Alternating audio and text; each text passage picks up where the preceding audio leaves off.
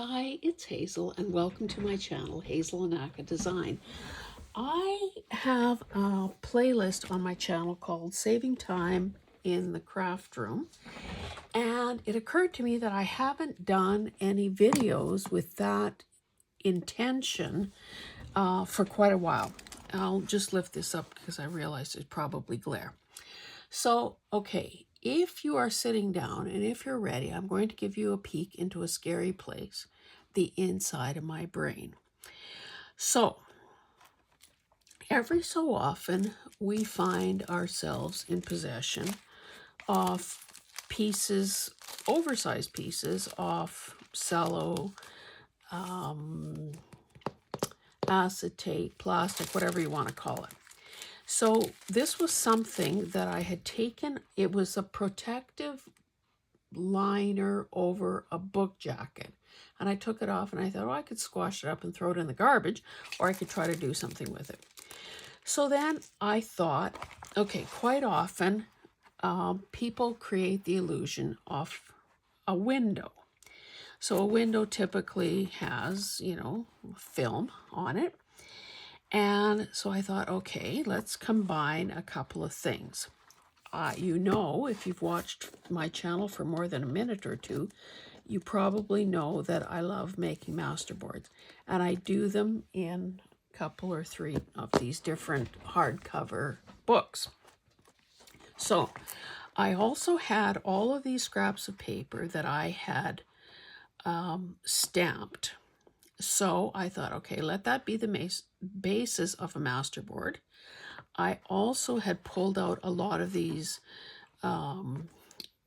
purpley bluey purple flowers, and I created the masterboard. So basically I laid down the stamped paper, then I added the focal point of the flowers, and then I thought, well, okay, we know that orange and this bluey purple look great together, and I haven't used some postage stamps lately, so let's pull those out as well.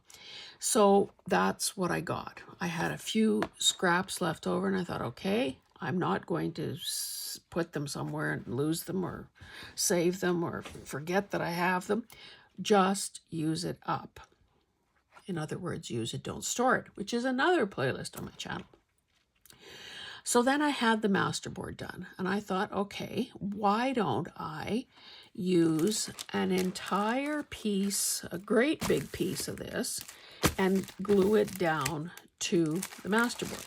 So that's what I did, using my Yoo-Hoo glue stick and, trying to smooth it out as well as I could. Now, if I don't know what you can see, but I can see that it is not perfect. And frankly, that is okay. There are, some creases in it. There are some areas probably where I didn't slather on enough glue. When I trimmed the excess, I also, just as reinforcement, ran a bead of art glitter glue around the perimeter. Now, of course, we know that with masterboards, the intention, most of the time, although I don't always do that, is to cut it up and use it. So I thought, oh, Carol from Crinkled Path had sent me a bunch of envelopes with these giant, beautiful windows in them, envelopes that I don't get here in my household. And I thought, oh, wouldn't that be great? I can use that. And then, of course, as I just still talking to myself and trying to figure this out, I put this in and I realized, well, that's goofy. It already has a window. You don't need to do that. So then, of course, the dilemma becomes, or the question to myself becomes, okay, why did I do this? Or was this wasted effort? Well, I don't think so. And I'll tell you why. Number one, and I didn't bother looking for any, but sometimes when we coffee or tea or otherwise dye envelopes like this with windows, the mere process of wetting it loosens the glue that holds the cellophane in place on in the envelope. So you could end up with a window without an envelope. with a you could end up with an envelope without a window. So that's one use. And then I thought, okay, recently I've come into these, and I will need this green book, so I'll just set it aside. I've come into these sort of die cut frames. So certainly that could be, one use. So if a person decided, okay, I'm cutting up the masterboard, quite often we're just guessing as to what size we might need. We could cut up a masterboard to create belly bands or pockets or tags or whatever. But if a person's intention is to use this frame, then, of course, I would make sure that the cut was done in such a way that it actually worked, just enough surplus behind there to glue it onto the back of the frame. So I think I have 4 of those. So I could easily do that. Again, you'd probably want to stagger the frames so that so you're getting a variety of things.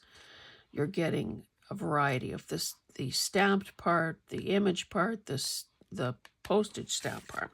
So there's that as an option. And then I also, because I have been organizing every chance I get, I also have a number of these slide type things. Now, the disadvantage with these, of course, is that they are quite a bit smaller. I also, here's an oval frame too. There's my precious scabiosa. Not much, can't get too much more in there besides that though. So, then I don't know if I pried these off something or why I've got, you know what, I bet, you know what, it's coming back to me. Quite a long time ago, I did a video on using embroidered sections off linens in, what are these things called? Slide frames. So these would have been the backings that didn't get used. So this could be another option. Essentially, just thinking about things with openings that would benefit from that glass type look. These are very thin and prone to bending, so they should get used sooner rather than later. And then, of course, there are some paper ones that I've separated, and same thing. But again, pretty tiny for this purpose. So not that that's necessarily a bad thing. A person would just, use it accordingly. And probably the small, you'd take your biggest items first. I don't know how and where I got all these plastic ones, like you would snap these 2 parts together, but you can see color differences matter too. Now, the one thing I would say, quite often when we talk about making masterboards, we're talking about, I made a masterboard base. And we always give ourselves the option of, once we're deciding actually to cut it up, we give ourselves the option of adding more to it. Well, that is not an option when you're sealing the entire thing behind this acetate. I should also say that at one point I thrifted, and this is a few years ago now, I thrifted a laminator. And the same, you could do the same sort of thing with a laminator and laminating folders. So I love the look of this. I love this color combination, and I love that I tried something different. So I thought, well, okay, if I want to make this video somewhat useful to you, I should have one that's done, and I really intended to have, some actual samples done, but honestly, I didn't think of these frames till about 3.5 minutes ago. So the other thing I did, and that's why we need the green book, is I started another masterboard because, you know, I love masterboards, and for me, that is like the ultimate bit of playing. So let me show you what I was doing. So I had these fussy cut images, really cute images from a children's book. These all look like they came out of the same place, out of the same book. So first of all, okay, back up. This book is an art book with a lot of these black and white things. So first of all, I selected the images that I wanted to use. Some are squared off, some are more fussy cut. And I figured out how I wanted to lay them onto the book pages that I had glued on as a base. Now, this came from an old textbook. I tried to use a variety of things, like this very teeny tiny font from the acknowledgements page, table of contents, and different sized fonts, and, well, I guess I've covered quite a bit of it up, but page numbers and so on. So I had that, and I thought, ooh, you know, if I seal this behind acetate, that's a bit skimpy looking. So then I found these stickers. I see that this B is on crooked.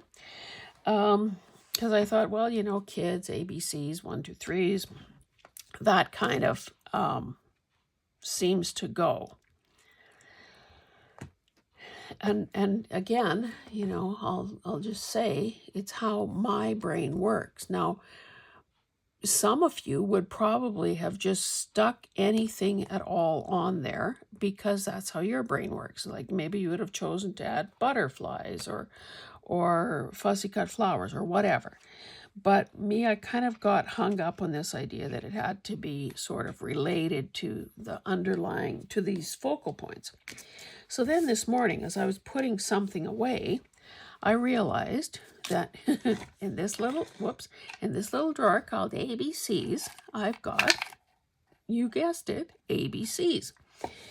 So then I started picking through them, thinking, okay, there are some predominant colors here. There are also some letters that, you know, let's face it, a person will probably never use. Like, who's going to use a Q? Not likely. So then I started regretting that I had just dotted these little numbers and letters around, like, you know, shotgun blast or something. And I thought, well, okay, some of them are probably going to be sacrificed. I can't even remember where I had these things now, but I just thought I could use them as bigger, bolder focal points to sort of connect some of the images, to cover up some of the... now, I suppose I could have also tried peeling them off. Yeah, maybe I should do that, especially if they seem like they're going to be in the way of my plan. Now, even if that tore, you know, scuffed that up a bit, that is okay. Because honestly, the more I look at these numbers, the less I like them. So let's just pretend. Let's pretend that I was drunk when I did that, which is not likely to ever be the case because I don't drink. I didn't know I was going to be doing this. Otherwise, I'd have done it before I turned on the camera. But yeah, they're really quite annoying to me. And if I decide that, oh, what I really need are some teeny tiny little numbers, let's get this crooked B off, then of course I have more. And of course I have more, probably like you, I've got way more alphabet and number stickers than you can shake a stick at, because I don't know, I keep buying them. Those are the kind that people donate and they end up in grab bags of crafting supplies. I don't know. But it does, I guess my caution to all of this would be that if you're doing this, you know, really think it through and make sure that as far as you're concerned, that you've got the masterboard complete. So we know that sometimes people add some stamping. Look at how many I stuck in that corner. Anyway, maybe I should start putting down these letters somehow. And again, what this does is it serves to connect the focal points, and also there's a change in scale here and maybe in boldness that that adds interest to the masterboard. If everything, and I probably can show you examples because those are just bases, if everything is the same scale, same color intensity, like in other words, there's no variation in darks and lights. My goodness, these stuck like there was no tomorrow.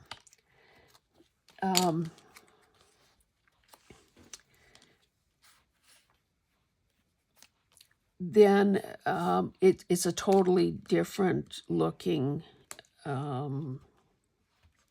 masterboard. And if I showed you those examples, the reason that one of the reasons they're still in the book and haven't been cut up and used is because they're incomplete. They're waiting for the day that, you know, like that little 3 I could leave there. They're waiting for the day that I know what I'm going to do with them, that I'm ready to cut them up. Maybe that piece should overlap a little more. Now, I also considered, but then I thought, why do you keep making more work for yourself, woman? I also considered trimming off the drop shadow that is around each letter. And I didn't do it, as you can see. Now, I definitely need something in this upper left-hand corner where I've stuck all those, where I didn't really have an image close to the edge, and I stuck all of these itty-bitty letters. So maybe I'll do that. Again, I tried to pick letters that might not get used otherwise. And I don't necessarily, even though I seem to be, you know, doing that. I wonder if I have anything that's orange. They don't have to be adjacent to colors that match. It doesn't look like there's an orange. There's no orange in this alphabet. Or is that, I guess that might be, yeah, that could work there. But do I have a... See, I say don't agonize, and then what do? I agonize. Don't tell me that's the only letter that's in that color.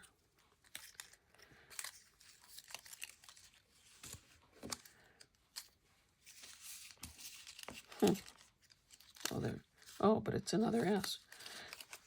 Okay, enough foolishness. Enough foolishness for one day. Okay, let's glue some of these guys down, and then I'll show you how I glued. Not that you need my advice on gluing, I don't think. Okay, we'll put this here. It'll cover up some of the boo-boo that I did there. Maybe this will go up a bit higher. That might still be exposed there. Or do I put a G there? Okay, I think that just for speed, for the sake of speed, I will use art glitter glue. I hope that if you're brand new, that you have heard about art glitter glue and choose to invest in it. It is a miracle product. And of course, you have to go make the extra investment in this very fine nozzle and the stainless steel pin that comes with it. Now, when I bought mine initially, the little tip and two stainless steel pins were in a little package that I bought as an extra. Now, if you aren't already aware, and I just glued this bead on top just so I can find this thing more easily.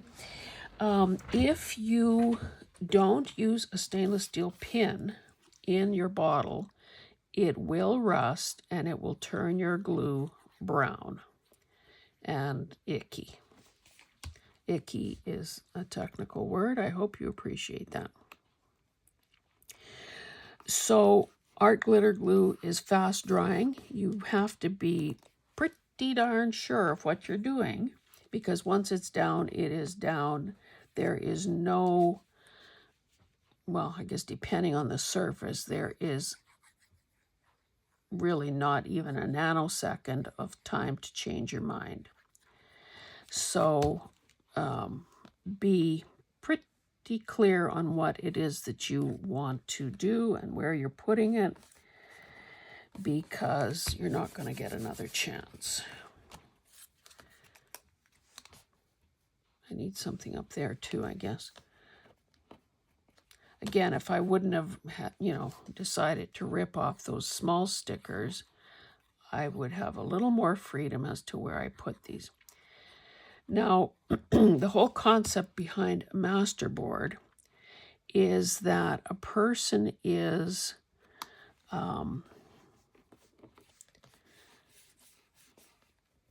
you want a balanced layout, but you also want it to, maybe I'll put the P there. You want it to, wait, what was I trying to say? I lost my train of thought there. You want it to be you want it to be balanced, but you also understand and appreciate that once you cut it up, what you think you are designing in the initial stage may not necessarily be how it turns out, because of the somewhat randomness of the cut. And I hope that made, that was kind of a complex sentence. I hope that made a bit of sense to you. So in other words, some people almost are very formulaic in how they cut things up. They say, oh, my journal cards are always 3x6. So they would cut this out 3x6, regardless of, whether someone was being decapitated or not. Other people, and Rachel at Roxy Creations is famous for doing that, will do it blind, in that she will cut it randomly from the backside, not knowing what is what and what might end up, where. So there's that school of thought, and I've done that as well. These letters seem to be all kind of lining up here. Get rid of this N. Anyway, and you do need to keep remembering to cover your glue when not in use, because it doesn't take much at all for the little nozzle to get plugged, and then you have frustration, and then you're having to run to the sink and run hot water and clean it. Oh, that's a bad one. So, that's kind of something else to keep in mind, to keep covering your glue up. Okay, let's put that V there.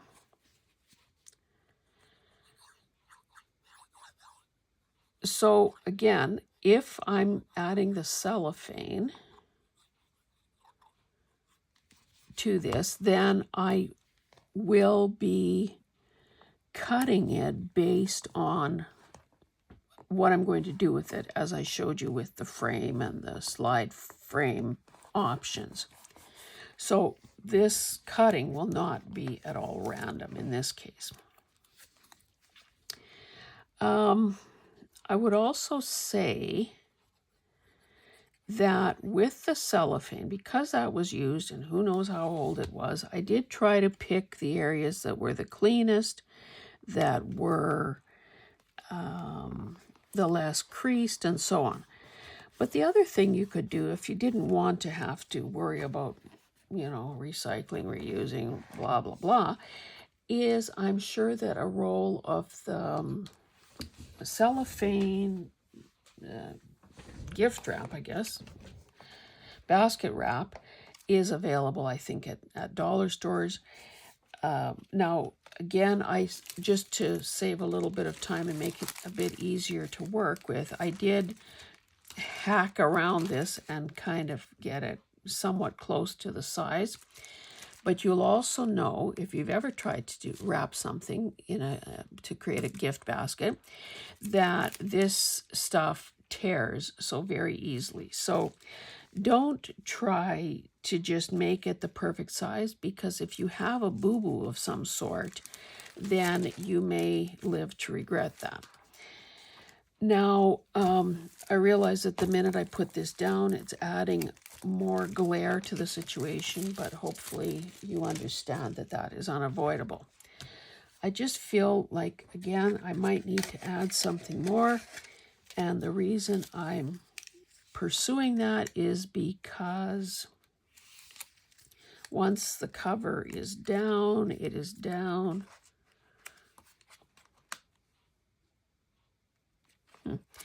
Now, the other thing that we sometimes do with master boards is, just by the very fact of the layering, okay, this is a base paper here. This is minusculely higher.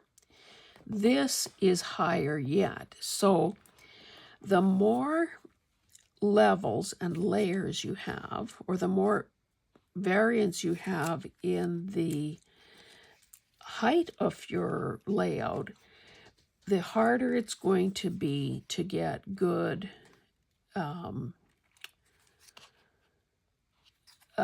to get a good, I don't know if maybe seal isn't the right word, but the harder it's going to be to have everything perfectly flush. And that is part of what is going on here, because there could be, at certain points, there could be 3 layers of paper, and right beside it could be 2 layers, and someplace else it could be just 1 layer. So it's not, I guess I'm just forewarning you that it's not going to be a perfect process.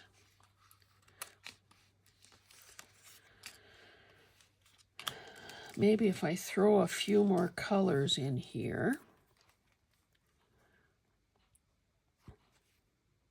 it will look more full, more complete, more whimsical. How about using a U if we can? Or maybe this U can go here. I feel like there's a gap there. But maybe that. See, I'm doing exactly what I said not to.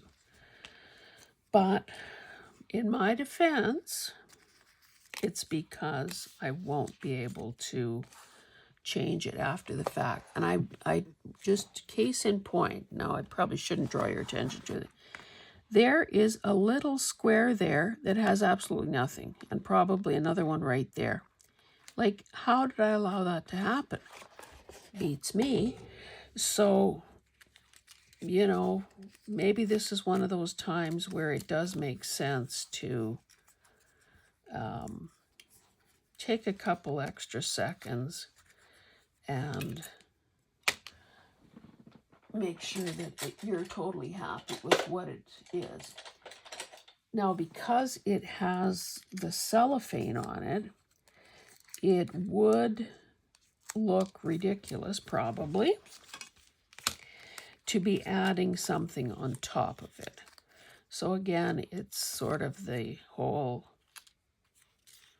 hey, how about an X over there instead? That's a bigger letter.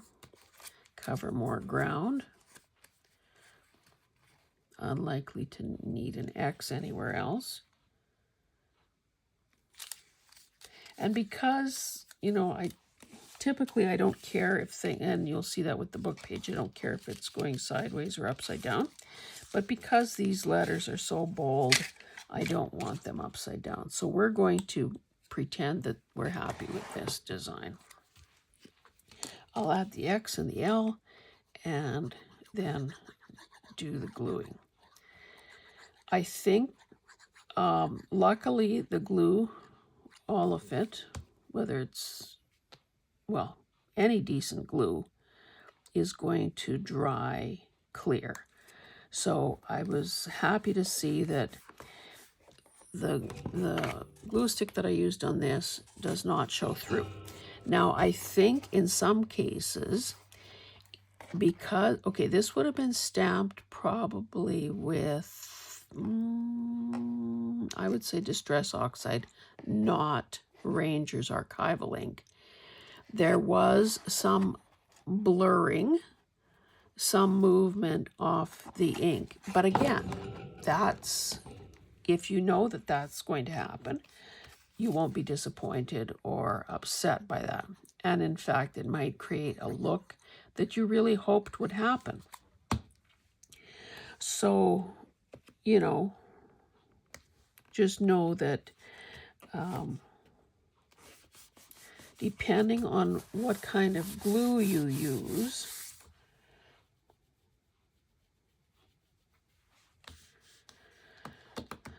not much happening in this corner, is there? Sorry, I keep going back and back and back. Nothing will ever come between us except a C. Okay, I'm putting this C down, and then that is it. And if you see me try to sneak something else on, just lodge a formal complaint, and it will be dealt with by our public relations department. Okie dokie. Okay, so what I'm going to do, relatively new glue stick. I just started this yesterday, I think. I'm going to slather this with glue, and I'm going to lay it on fairly thick because, again, we've got dips and valleys and hollows and humps and whatnot. You can see that, okay, so in this inside of that Q, obviously it's going to be harder for the cellophane to make contact there. And I will lift this up soon so that I can see, and I, without realizing it, I've just plunged ahead, not stopping to consider whether or not I wanted to add in any of those small alphabet or number stickers that I so studiously just removed. Now, I am putting this on fairly thick, again, because I learned something from the floral one that I had done. I will also try to get as close to the edge as I can, but again, I'm leaving myself the option of adding art glitter glue when it's all over. I'm not going to do that at this point because I did use an old credit card. Okay, I just want to kind of see what I can see in terms of if there's any spots I've missed.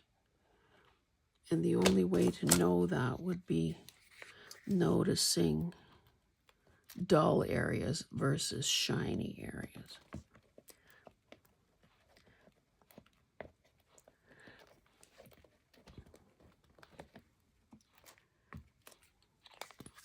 Let's have another look from a different angle. Again, because I've got all these lights on today, it's a little harder to... You know, you think you've got it, but not necessarily. And again, that part of that is, it's not my first day with a glue stick, but it is, the challenge are the levels, as I've already said on a couple of occasions. Now, the other thing I could have done, see, I just knocked this stamp out of something. The other thing I could have done is do some stamping on here. but I think I've probably beat this horse to death almost already. So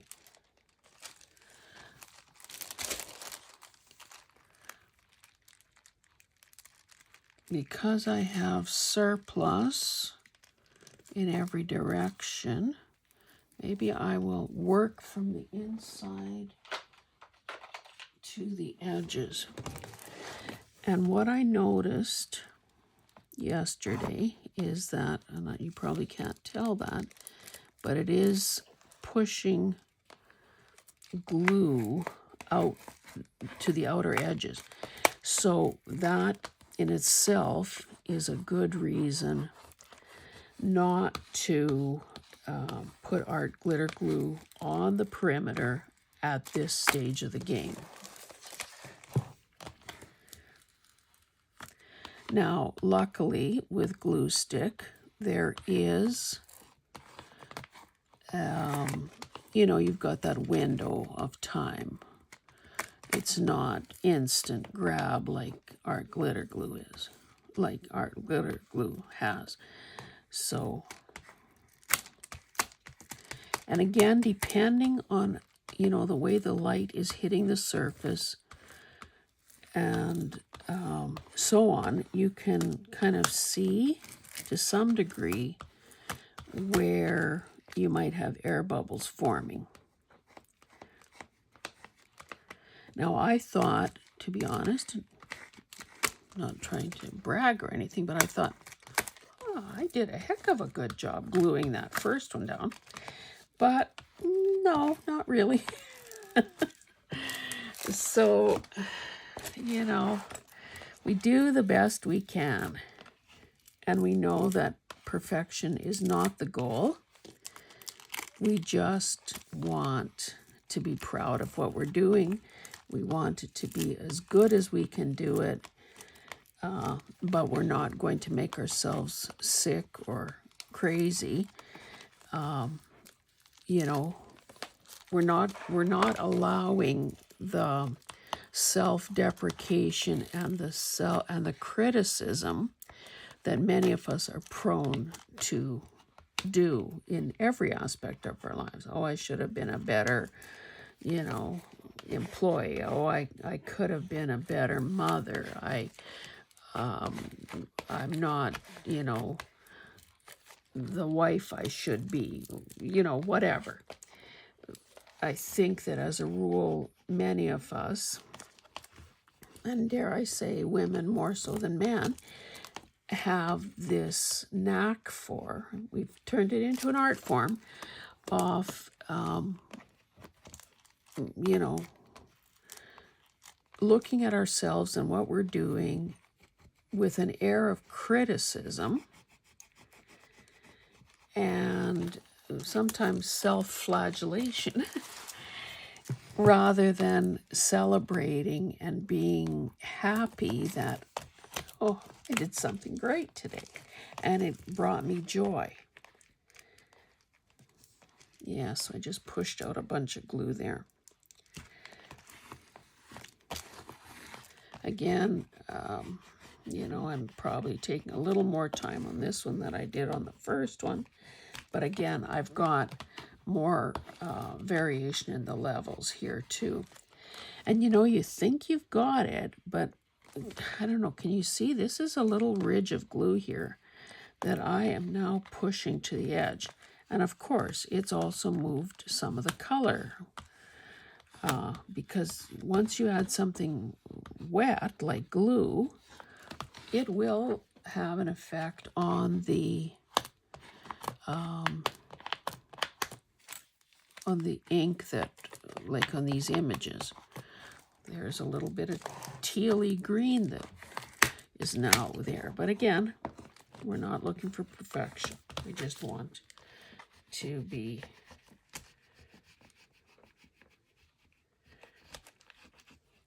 kind of happy with what we've done. Okay, let me just make sure that I'm not accidentally gluing this. Yeah, see this, all this, can you see along here all that glue that's squeezed out?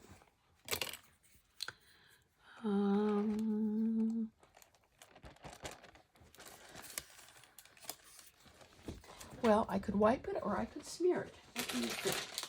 What do you think I should do?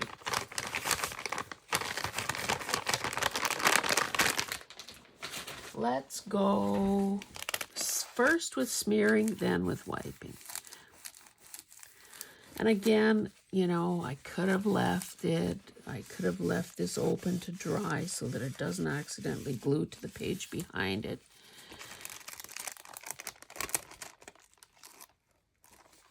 It's not going to matter in the long run because that will also all be trimmed off flush with the edge of the page. So I think I'm going to stop there. I'm sure I've been at this a long time. And just know that you will probably see this appearing probably in these frames because that way I get sort of the biggest bang for my buck. It also means that some things will be sacrificed. Maybe I should set this aside and just play around with this a bit. I don't know if you want to be here to watch that or not, but I guess that's what I'm going to be doing.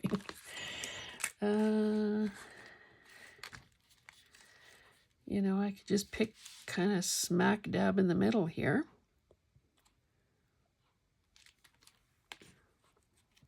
And again, just because I'm laying the frames, so there's a bit of overlap there, but I'm actually going to be cutting them smaller than. I could also do something like horizontal.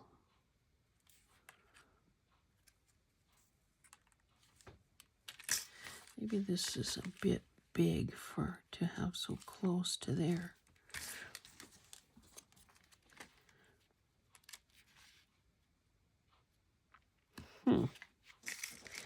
This kind of sheds a whole new light on this process, I must say,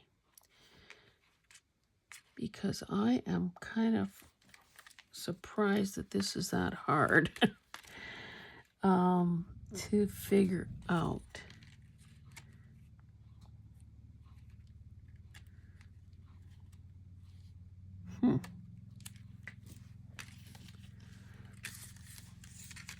Do I do my little scabiosa like so? I think what I need to do is actually start cutting into this and stop dithering, because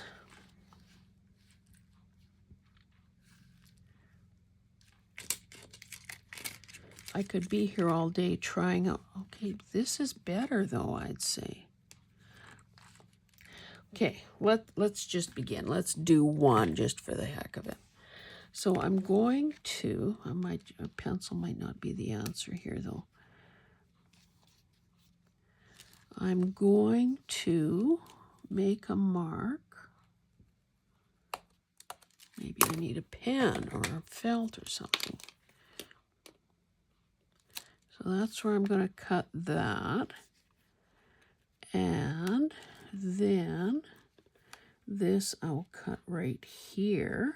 I don't know if you can see that or not, but so here and here is where I'll cut for that frame. And I'll have enough. Yes, I'll have enough surface there to put the glue on.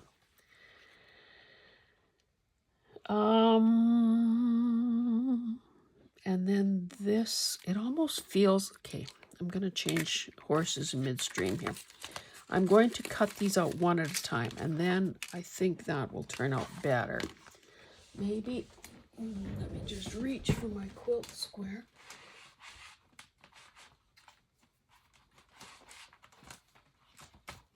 Oh, I haven't used this in a long time.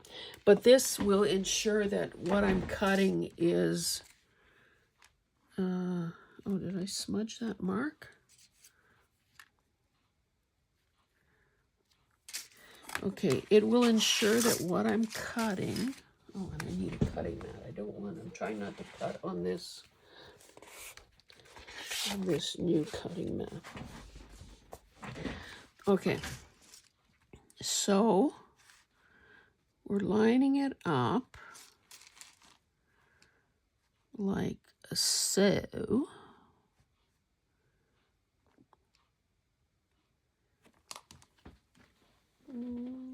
Knife. And of course, if you don't have a quilting, and now I don't think I've ever bought one of these new. I buy them buy them at thrift stores or wherever. I mean secondhand, because they are expensive. The beauty of them is that they allow you to, number one, see what's happening underneath, as opposed to when you use a ruler. And it allows you to square things off perfectly.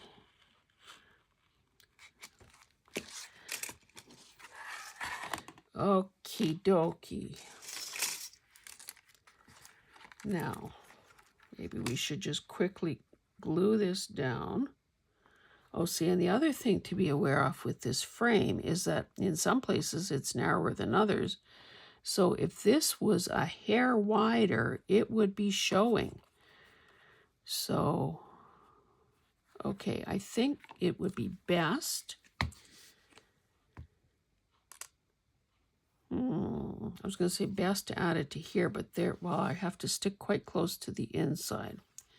And then if I need to, I can go back in and do it along the outer edge. But if I put the glue right to the, all the way to the edge now, it will be gluing something, attempting to glue something that isn't even there. Okay. So maybe it would be better to do it from this side. Then I can, or is it? No, probably better from this side. Now, because that, I said that art glitter glue doesn't give you any working time, but because that is on cellophane, I think I could have a second or so to slide it around if necessary. Okay, let's apply some pressure.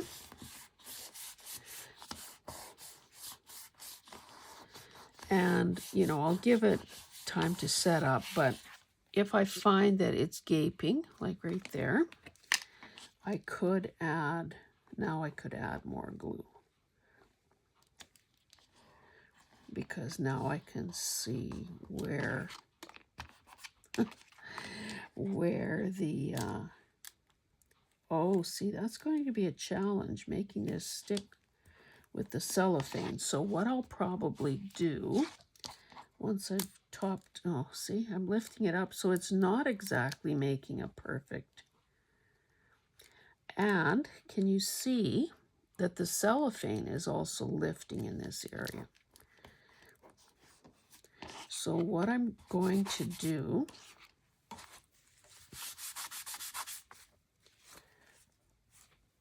is get around this fourth side. You can, I don't know if you heard that little peeling sound. It was sticking already. Normally there would not be the opportunity to do all that movement. And look at what's going to be perfect right now. Well, it doesn't totally cover, but I can move this around. I'm going to set this over here, add the weight to try to help it really grab, and see if we can figure out which corner or what to do next.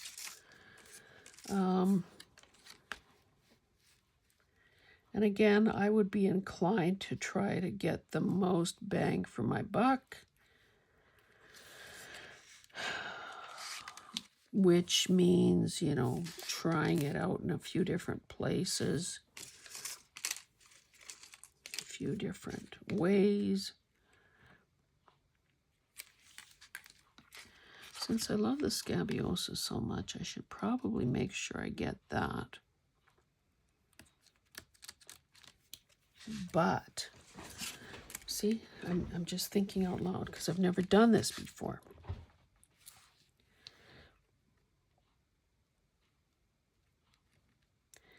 You know, this was also a trick. Now, these are obviously punch outs, but when I was regularly painting, and particularly, well, with watercolor, it was recommended that a person have two L-shape scrap pieces of mat board, so two different corners, so that you could literally move it around the painting and find the best, to find where you wanted to have that picture matted and framed.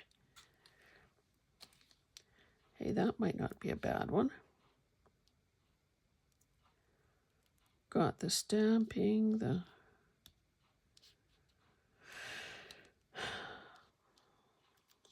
let's just hold tight with that one for a second and maybe do that.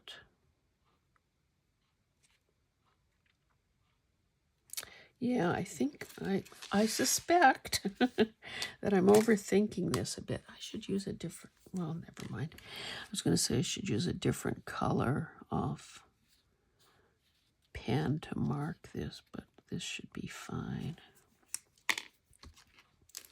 So let's say right about there.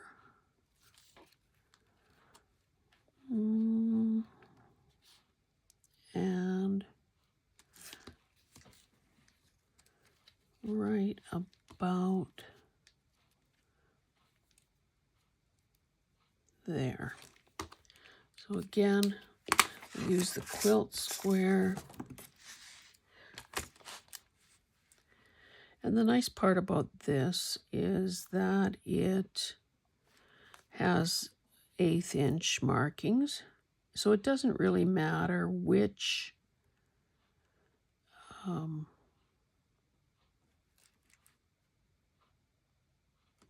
well, how am I going to cut if I'm laying it that way? Yoy. Yoy, yoy, yoy. This is also kind of awkwardly positioned here. I need to be able to access it. Oh, I smeared that. I need to be able to access it with my right hand. Things are falling. Things are rolling. Okie dokie. So I'm lining it up with the 1/8 inch marks there and there and there. And it is perfecto.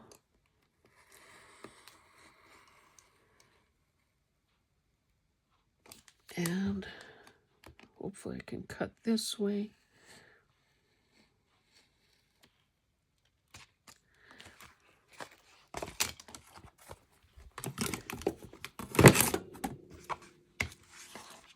Okay, the frame is here. And that is good. So I won't waste your time gluing that because it does take a bit of time to get a good adhesion. Hey, look at that. Now, would there be enough? Ooh, just barely enough room to put any glue. That might not be wise.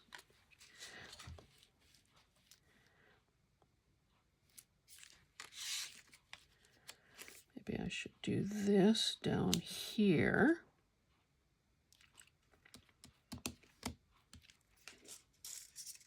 But if I plunk that in the middle of nowhere, then I don't end up with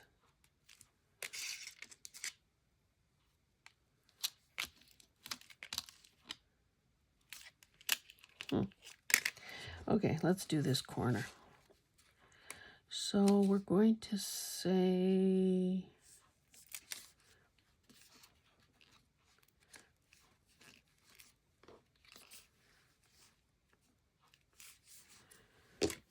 here.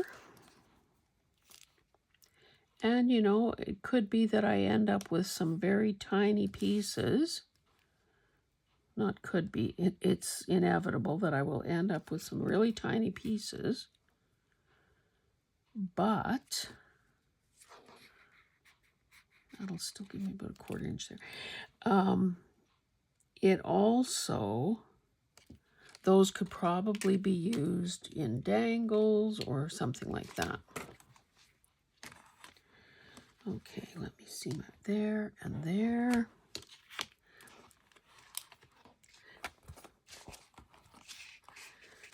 Maybe I should just cut, because I won't be able to fit a frame there, so I might as well just cut this straight through.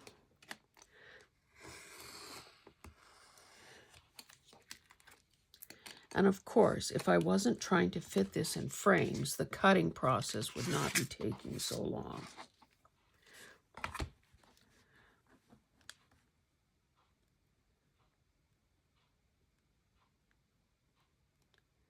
Because, you know, just whip, whip, whip with your cutter. Okay, so at this point, this is something surplus. So, that was this frame. So I think that turned out okay. So that's another one for gluing. Let's do this other big frame. I should turn this iron.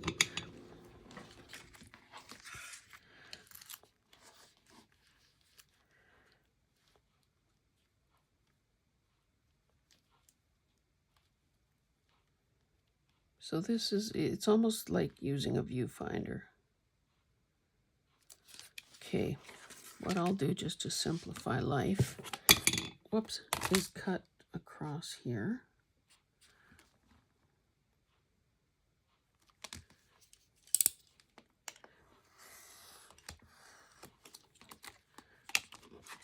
And then I'll see what I need to do.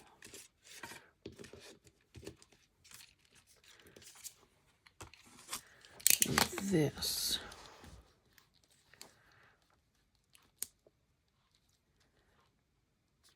I could end up with that little skinny piece there, but that's fine. So let's just cut here and about here.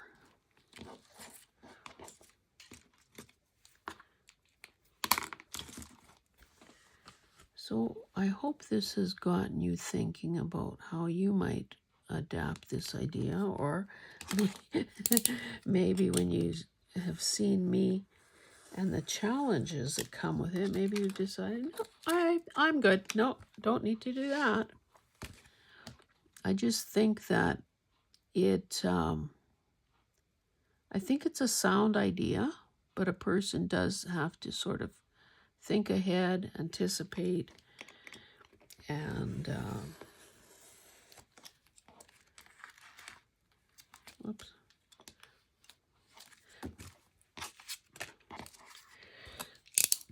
Okay, so let's just,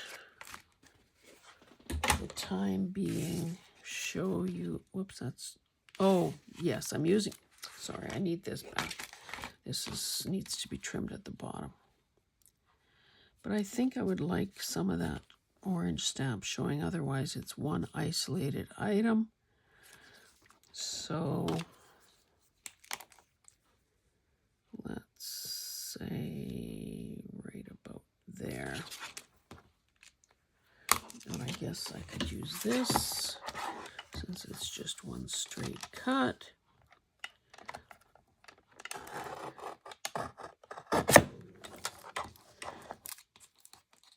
Now you can see, or I'll show you that now that I've cut it into places, that needs to be re-glued. Because of course you think you've got good adhesion, and to some degree you do, because the art glitter glue perimeter is holding it down. Okay, pretend that this is straight and glued. Pretend that this is straight and glued.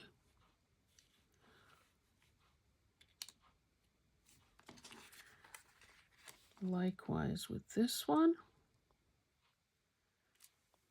And the one that actually did get glued.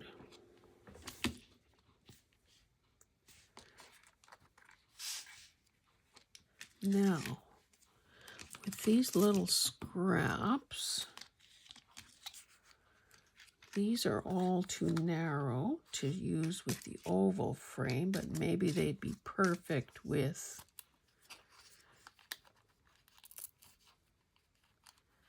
unfortunately, unless I go over, we don't get any of the orange.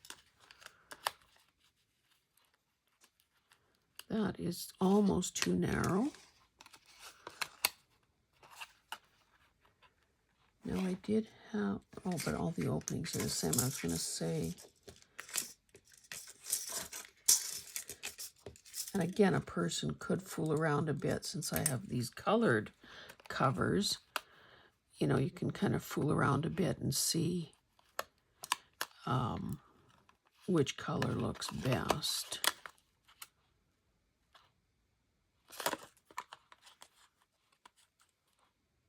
That almost seems too small, honestly. And of course, the other thing that I've obviously not even mentioned up until this point, hasn't occurred to me until this point, is that if you have a die, you can cut out whatever size opening you need. So why am I agonizing over this when I can easily do that? So pretend I had some dies cut.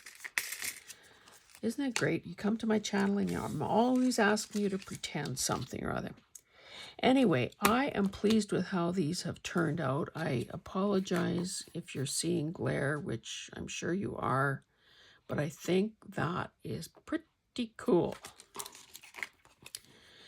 And of course, I've learned some lessons doing this first time, that if I did it again, I would definitely be a little more strategic in